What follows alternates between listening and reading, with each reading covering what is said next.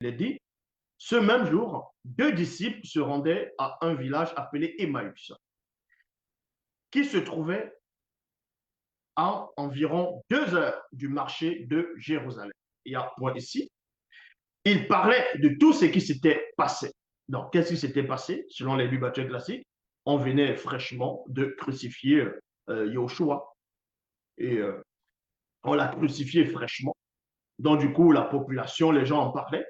Il s'est passé beaucoup de choses, les gens étaient en train de parler. Et ces deux disciples ici, ils étaient sur le chemin. Ils se rendaient à un village appelé Emmaüs. C'est pour ça qu'on dit le chemin d'Emmaüs, parce que c'est le village même qui se nomme ainsi. Et vu qu'il y a un chemin pour accéder à ce village, Emmaüs, ça, on va dire sur le chemin d'Emmaüs, donc le chemin qui mène à ce village. Et les deux disciples vont, dans la confusion, ils vont changer les mots et les phrases, ils vont se mettre à parler entre eux de ce qui, comme j'ai dit, venait d'arriver. Pendant qu'ils parlaient et discutaient, Jésus lui-même s'approcha et fit route avec eux. Il y a point ici. Ils le voyaient, mais quelque chose les empêchait de le reconnaître. Donc, les deux disciples qui étaient là, ils étaient en train de cheminer, ils étaient en train de bavarder. Et il y a une troisième personne qui va venir. Donc, selon les Bibles actuelles classiques, c'est Yoshua, donc Jésus qui va venir cheminer avec eux. Mais cela, il y avait une force qui les avait empêchés, qui les empêchait de reconnaître que c'était Jésus qui était en face d'eux. Premièrement, la question de savoir comment se fait-il que deux personnes vont cheminer, vont marcher, sont en plein discute, il y a une troisième personne qui vient, qui ne connaissent pas, parce qu'ils ne le reconnaissent pas, qui vient directement au milieu de ces deux personnes et cheminer avec ces personnes-là. Forcément, vous allez dire, mais c'est qui là? Tu fais qu'on ne te connaît pas, tout. Mais vous voyez que cette histoire, en tout cas, ils ont pris cette histoire de l'Afrique. C'est comme ça que ça se passe en Afrique. Où vous allez voir, il y a des personnes qui sont en train de discuter. Une personne étrangère à ces personnes vient entrer dans le débat, dans la discussion, en tutoyant les autres, comme s'il connaissait ces personnes. On ne va pas lui dire, si t'es qui, toi, dégage, non. Parce que c'était comme ça en Afrique. C'est comme ça aussi dans d'autres tribus encore. Donc, on vous apprend que Joshua va venir au milieu d'eux, c'est-à-dire près d'eux. Il va cheminer avec ces personnes. Et il va écouter que ces personnes, ces deux disciples, sont en train de parler de lui. Des choses qui se sont récemment produites. C'est pour ça qu'on vous dit ici, Jésus leur demanda, de quoi discutez-vous en marchant? Point d'interrogation. Ils s'arrêtèrent tout attristés. L'un d'eux appelé plutôt Clépas, lui dit, es-tu le seul habitant de Jérusalem qui ne sache pas ce qui s'est passé ces derniers jours? Donc, pourquoi cet homme ici, Clopas, a répondu de cette façon à Yoshua, donc à Jésus? Ces personnes sont tristes. Ça veut dire que la population entière, ceux qui suivaient ce Yoshua, étaient peinés, étaient dans le désarroi, étaient dans la tristesse, dans la confusion totale. Donc, on ne pouvait pas voir des personnes ici en train de rire, comme ça, aux éclats, comme ça, à part peut-être les personnes qui ont approuvé sa mort, selon les Bibles classiques, et ceux-là même qui l'ont crucifié.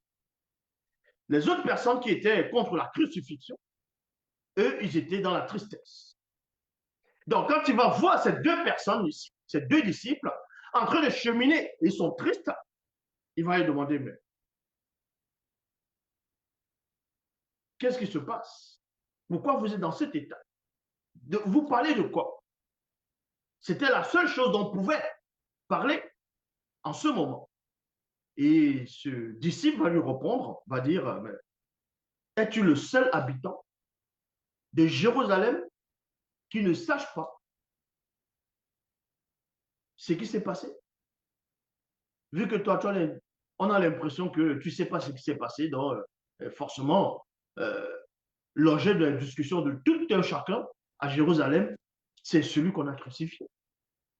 Et on voit ta mine, on voit ton visage, on ne voit pas que tu es triste.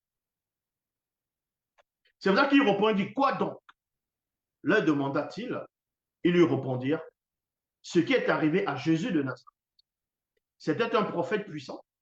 Il a montré par ses actes et par ses paroles devant Dieu et devant tout le peuple.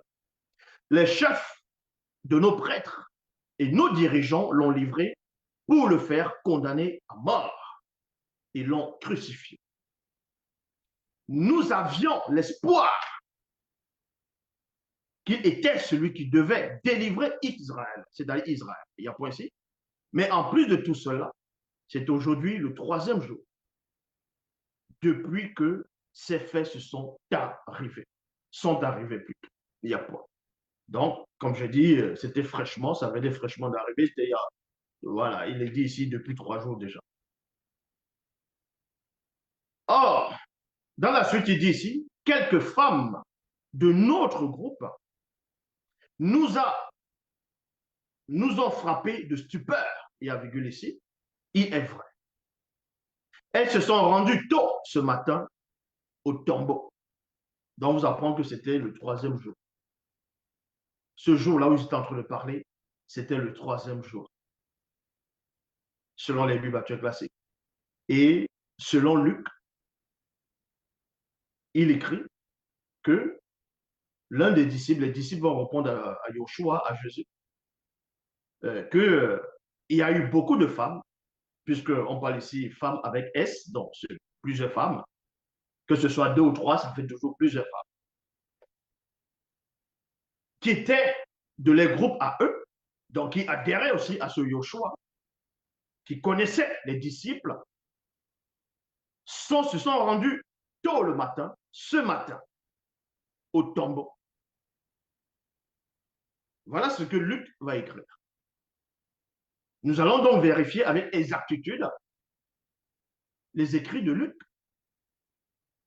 Quand on va dans Jean, chapitre 20, verset 1, dans la Nouvelle Bible, en français courant, vous pouvez aller dans n'importe quelle version, il est dit ici, tôt le matin, non, tôt, dimanche matin, il y a virgule ici,